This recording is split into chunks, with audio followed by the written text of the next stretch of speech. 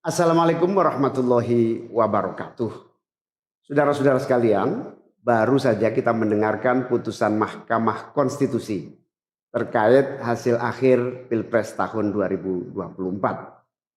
Putusan ini sebetulnya tidak mengejutkan. Putusan hari ini mengkonfirmasi bahwa kita semua termasuk MK tak kuasa menghentikan laju pelemahan demokrasi di negeri kita tercinta. Sebagai catatan, kami sangat bangga dengan 3 hakim MK yang menyatakan dissenting opinion.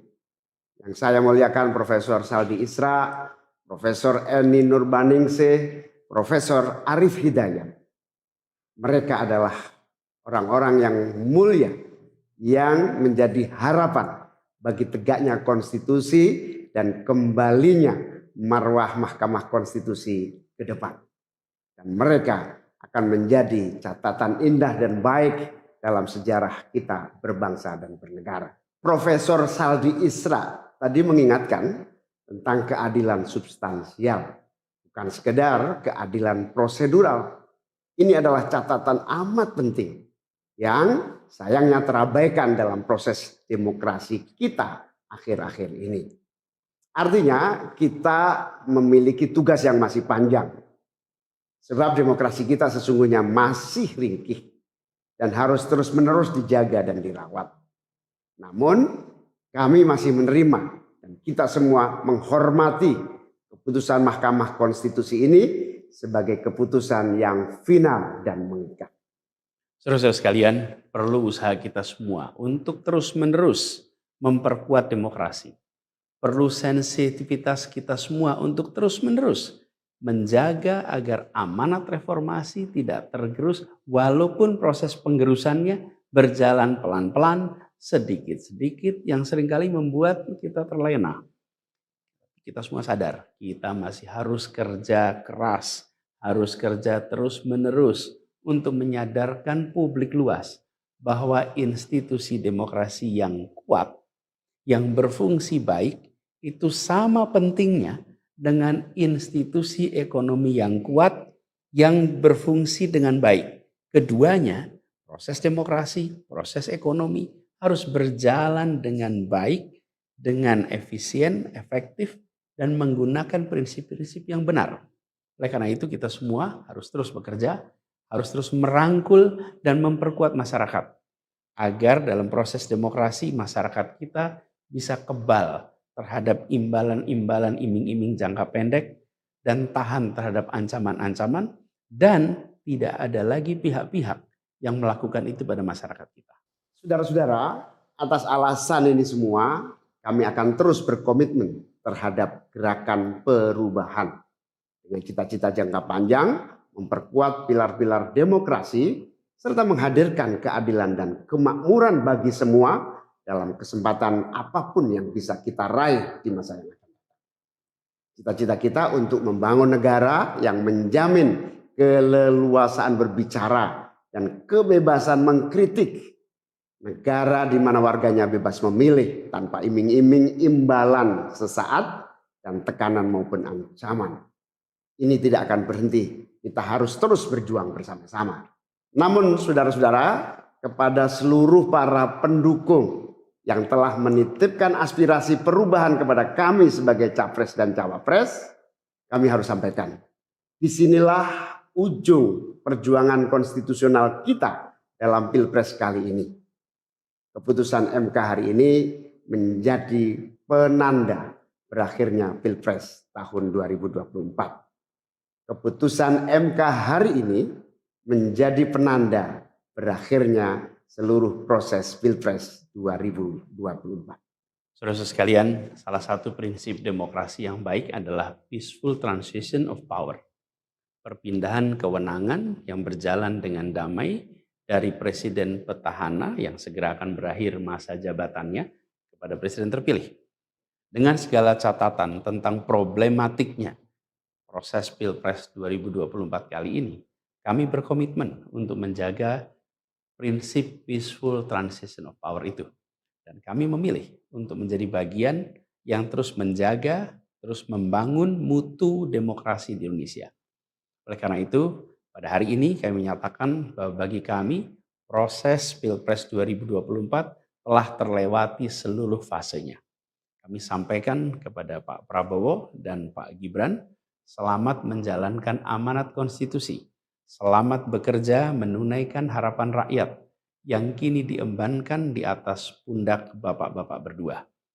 Saya sempat berkali-kali ditanya pendapat pribadi tentang Pak Prabowo.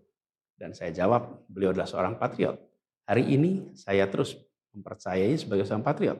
Beliau adalah seorang yang telah mengalami pendidikan modern sejak usia belia dan berasal dari keluarga intelektual yang amat terpandang. Maka Pak Prabowo tentu paham bahwa dalam demokrasi yang baik, menerima keberadaan oposisi sebagai partner dalam bernegara, menjaga keseimbangan dan independensi 3 cabang kekuasaan, yaitu eksekutif, legislatif, yudikatif.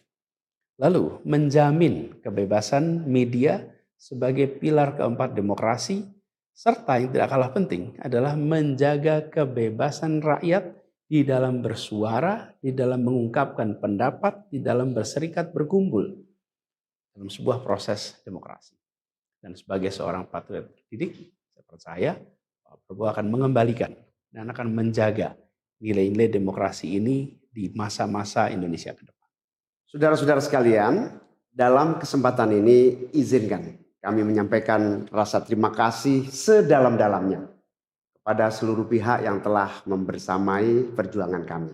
Partai pengusung, Partai Nasdem, PKS, PKB, teman-teman Timnas Amin, teman-teman tim hukum nasional, seluruh teman-teman relawan, para ulama, para tokoh-tokoh agama, para pakar dan rekan-rekan media. Semua yang telah ikut berjuang bersama-sama mendukung perubahan. Mengorbankan banyak tenaga, pikiran dan harta demi memperjuangkan aspirasi perubahan. Saya ucapkan terima kasih. Juga pada anak-anak muda. Anak-anak muda yang pada Pilpres kali ini memberi warna baru, membawa pesan optimisme, pesan kreativitas, pesan inovasi, pesan kebaruan. Terima kasih telah menjadikan Pilpres kali ini Pilpres yang menyenangkan, mencerahkan. Yang tidak kalah penting adalah mencerdaskan. Kampanye yang membuat kita mendapatkan perspektif baru tentang apa arah Indonesia ke depan. Dan itu kami berpesan kepada semua, melihat proses yang terjadi. Proses politik sering nampak kotor dan berujung pada kecewaan. Tapi jangan sampai itu semua membuat kita berputus asa pada proses politik. Begitu banyak cita-cita besar yang dapat diperjuangkan melalui jalan politik. Bila saat ini kondisinya masih begitu mengecewakan, justru ini adalah tanda, ini adalah pengingat bahwa perlu semakin banyak dari kita semua yang mau berjuang di jalan politik. Ini adalah panggilan mereka-mereka yang berintegritas, yang menjunjung tinggi etika, yang memikirkan tentang masyarakat, tentang negara, tentang rakyat, untuk mau masuk di wilayah politik. Bawa kompetensinya, bawa integritasnya, dorong, jangan menyerah, dan jangan putus asa. Jalan perjuangan masih terbentang panjang. Sepanjang usia Republik ini masih terbentang jalan pengabdian untuk melakukan perubahan bagi keadilan, bagi kesejahteraan, bagi kemakmuran kita semua. Dan itu dibutuhkan kemauan untuk mau terlibat di dalam proses politik. Jangan putus asa, mari kita jalan terus untuk perjuangan ini. Teman-teman semua, marilah kita lanjutkan perjuangan. Mengubah yang memang perlu diubah. Melanjutkan perjuangan untuk memperbaiki apa yang memang perlu diperbaiki. Dalam berbagai kesempatan dan ruang yang tersedia di masa yang akan datang. Insya Allah, saya dan Mas Anies akan terus membersamai teman-teman semua di dalam memperjuangkan kebaikan dan perbaikan menuju Indonesia yang adil dan makmur untuk semua. Tetap semangat, jaga stamina, perjuangan masih panjang. Izinkan kami menyampaikan terima kasih.